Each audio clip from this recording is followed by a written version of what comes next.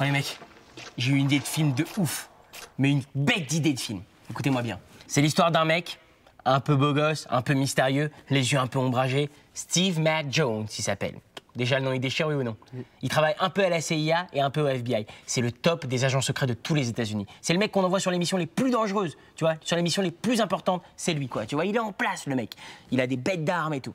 Et un jour, il se fait attaquer par son meilleur ami, Jason. En plein milieu du désert, il tente de l'assassiner, tu vois. Parce qu'en fait, Steve il avait découvert que Jason, il était impliqué bizarrement dans des cartels de prostitution et de drogue au sud de Los Angeles. Bref, il tente de l'assassiner et il le laisse pour mort dans le désert.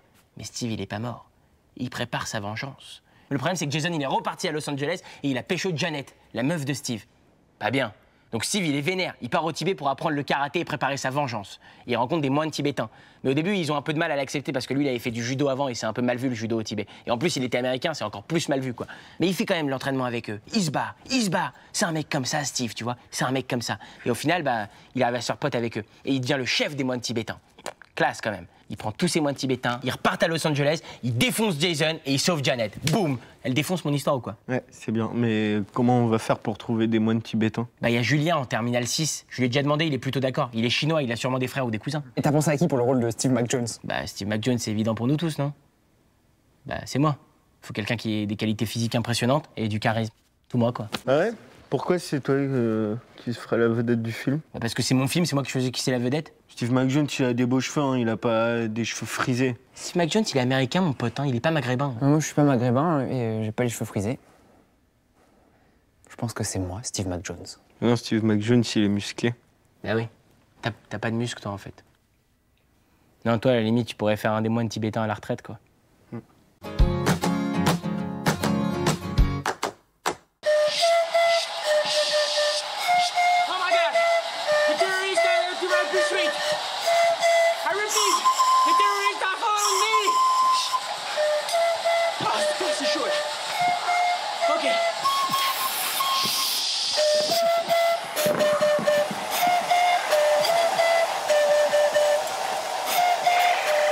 Adam, vous faites gaffe avec mon sèche-cheveux, hein? J'en ai qu'un. Mams, t'es relou, on est en train de tourner, là, t'as tout gâché.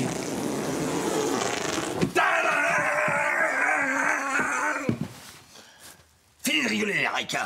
Tu vas crever Steve McJones, mais d'abord, tu vas me rendre les 300 millions de dollars que tu m'as volés. C'est bon, arrête, là, on a arrêté de tourner.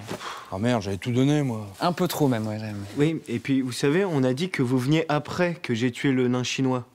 Là, vous avez fait l'inverse. Eh oui, Paps, nain chinois, t'arrives. Oui. Mais on a répété 12 fois, sois cool, je te préviens, la prochaine fois, t'es viré. Hein. Attends, Adam me virait, moi? Non, je te signale que je suis ton père. Du coup, c'est moi le producteur. Vu que c'est moi qui te rince au niveau argent de poche.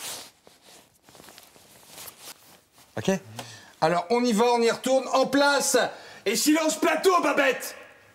On le refait. Tadam. En place.